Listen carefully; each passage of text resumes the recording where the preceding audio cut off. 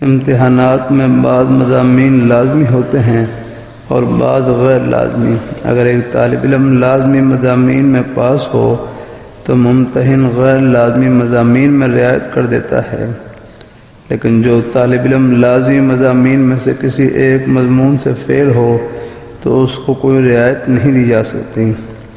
مسلمان کے لیے نماز لازمی چیز ہے۔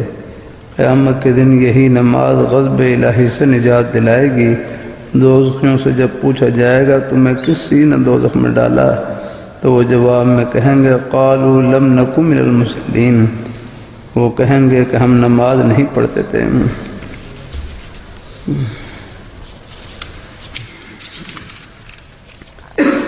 رسول صلی اللہ علیہ وسلم نے پیشن گوئی فرمائی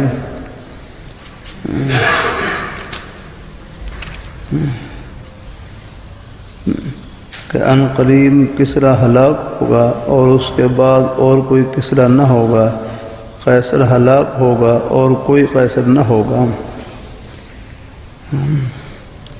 یہ پیشن گوئی حضرت عمر رضی اللہ تعالیٰ عنہ کے عہد خلافت میں پوری ہوئی۔ اس وقت روم اور ایران کی دونوں سلطنتیں فتح ہو کر مسلمانوں کے تابع ہو گئیں۔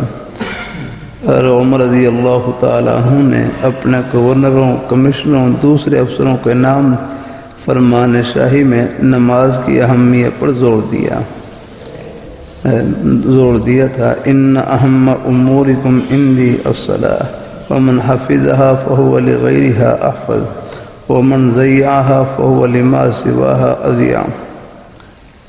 تمہاری ذمہ داریوں میں سے سب سے زیادہ میرے نزدیک نماز ہے، پر جس شخص نے نماز کی حفاظت کی وہ اور ذمہ داریوں کی بھی حفاظت کرتا ہوگا، اور جس شخص نے نماز کو ضائع کیا وہ نماز کے سوا اور ذمہ داریوں کو بھی بہت زیادہ برباد کرتا ہوگا۔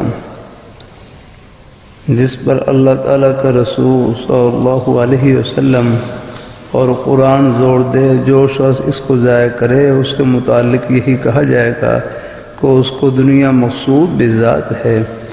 دنیا اور آخرت دونوں ایک نمبر پر نہیں چل سکتے، ایک کو مقصود بذات بنانا پڑے گا۔